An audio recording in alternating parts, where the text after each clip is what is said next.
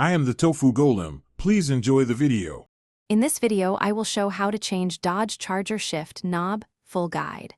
Start by parking on a level surface and engaging the parking brake, then collect tools like a trim tool, wrench, and thread locker.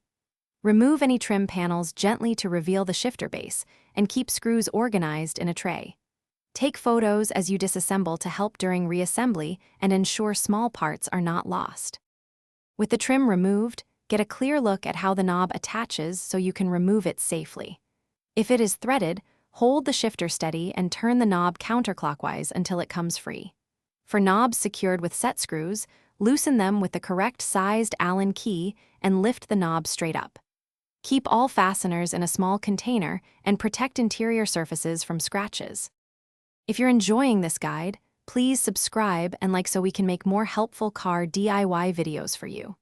Quick recommendation: I keep a copy of The Simple Path to Wealth on my workbench for a fun mental break between steps. It really reframes priorities when tackling projects. Look in the description for the link and extra deals, and don't forget to hit the bell for updates. Now let's get back to the video.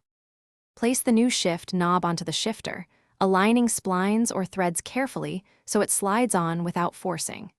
If the knob uses a threaded fit, apply a tiny amount of thread locker to the threads and hand tighten until snug, then finish with the appropriate tool without over-tightening. For set screws, tighten them gradually in sequence to seat the knob evenly. Test the gear engagement to confirm everything works smoothly. Thanks for watching. Consider subscribing if we helped you today.